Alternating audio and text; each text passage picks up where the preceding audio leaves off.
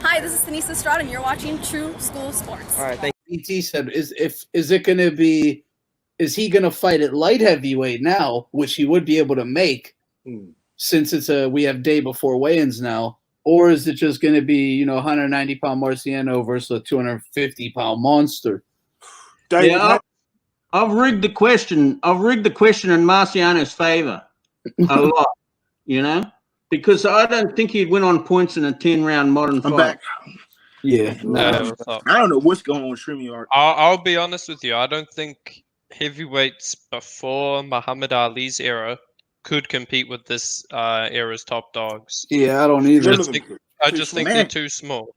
Like when you go back so far, like Joe Louis, he looks like Kovalev size. He looks nothing like an Anthony Joshua, Deontay Wilder. I think I disagree. I think they can compete. I think they can compete though. Which heavyweights before Muhammad Ali's era? They can compete though. I told you I'm a casual. Jack Dempsey. Jack Dempsey, yes. Yeah. See, Jack Johnson. He's a 185-pounder. So I don't think those heavyweights. I think Jack Johnson might compete with him though. Jack Johnson. Jack Johnson's like 6'1.5" flat. Like I just think these guys are too much of a size advantage. Louise can compete with AJ. I think a lot. I mean, look, it's possible. But Louise can compete with him. I don't. I mean, one of my favorite, fantasy matchups to always think about was like a heavyweight, a primed out heavyweight Evander versus Rocky Marciano. Ooh, Evander's got a good. Evander's got the upper hand. Evander's a very smart fighter. You got to specify 15 rounds. I'm going to go with Evander. He might get him. I go back and forth on it all the time because you got to figure Marciano had the power, but Evander has that chin. I'll go with Evander. I think they he's still doing have crazy heart. Evander, man. What about Ray Mercer? I'll tell you the fantasy fight I want to see: Usyk versus Holyfield at cruiserweight. Oh, man, there you go. There you go. That's tough. That's a tough one. Usyk. I mean, I think Usyk. No, but I'm talking that cruiserweight. Like we can't take Holyfield's heavyweight achievements into consideration here. We're speaking strictly the Holyfield who fought Dwight Muhammad Qawi. Yeah, and Qawi didn't move. Yeah, the guy that fought Ricky Parkey and Carlos De Leon and all those guys. You know what, dude? I think it's a close fight, man. Oh, hell yeah, man. Hell yeah. Because Evander never really, you got to really think about it. Evander never fought a guy who even moves like Usyk. And it was a southpaw, but here's the big difference. Work behind that jab. Holyfield was a guy, Holyfield was a dog, you know what I'm saying? But Usyk had laying shots also. So But this is what makes it interesting for me is when Holyfield was fighting at cruiserweight, it was 190-pound limit. Yeah. When Usyk was fighting there, it was 200. And Usyk is a big cruiserweight, man. He was rehydrating to like 215 or something. So we got to consider he'd have a weight advantage over Holyfield. Now, I mean, of course, Usyk doesn't have enough power to knock out Holyfield. But I mean, this, I think it'll be a fight that honestly goes to the decision. I have Usyk getting caught. I think Chad Witherspoon is landing a little bit too many shots on him for me to like, but I think he just get caught. But that's heavyweight Usyk. That's not cruiserweight Usyk. Yes. Also, yeah, we're talking about the fight at cruiserweight. I mean, Holyfield's the greatest cruiserweight to ever live, right? So. I disagree. I think Usyk's the greatest. Nah. Yeah, I mean, this is my reason. He became undisputed, beating all these guys in their backyard. He beat the longest reigning cruiserweight champion of all time, Marco Huck. He beat a unified knockout artist who was young in his hometown in Gassiev. And on top of all that in the professionals, he has an Olympic gold medal in the equivalent weight class in the amateurs. So he's got the highest achievement in both the amateurs and the pros in the cruiserweight division. I mean, if we're talking about that, I guess, but at the end, I think if we just talking about cruiserweight kind of style, I have Evander beating him. I think Evander is too much durable. He's gonna, you know what I'm saying? Usyk's gonna rely on his movement, but Evander, you know what I'm saying? He's gonna catch him. I think Evander was a very smart fighter. It's gonna be hard for Holyfield to catch him. It is, man. It really would be. That's a great fight to think of. I wish we could have saw it somehow. Great fight. We can't see it, so I don't.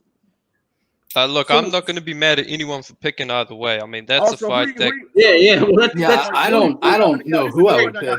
I would honestly probably favor Usyk though. One thing's for sure, neither man by a can decision. out. Yeah, by a decision. Hey, Brian, are you there, brother? I'm here, bro. What's up? I have a good question. Who's the hardest hitting heavyweight all the time? That's a good question. That is a great question. I know what you want me to say. In my opinion, you want to know my opinion? Filip Hrgović. Woo! Nah, I'm kidding. Man, hardest hitting heavyweight of all time. Larry Holmes. I mean, yeah, I think Deontay. I gotta go wild. I'll say the hardest puncher of all time, in my opinion, Sam Langford, pound for pound. I mean, you never see nobody do like Wilder do. Ernie Shavers. It's Ernie Shavers. One punch.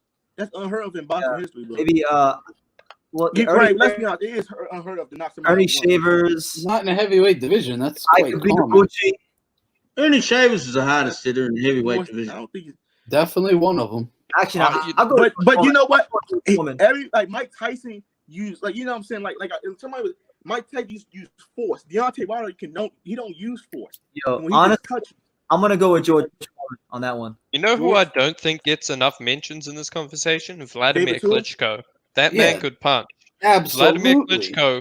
Like, you just Klitschko was a good puncher. Vladimir. Go look what he did to Kubrat Pulev. Literally just the tiniest touches. Boom, he's out. Didn't even look like it hurt, but you could just see the execution of the punch and everything. Perfect. But what was my boy Deontay at? L-Dog, there's a difference between straight punches and hooks. There is. How is I got him number one. You know me, you know what I'm saying? I got him number one. I mean, I think some like, you know, David Tua. My only problem with Wilder is that he hasn't proven that power is actually like really world class, because he hasn't done it against anyone world class or even really upper class. I mean, no, hell no.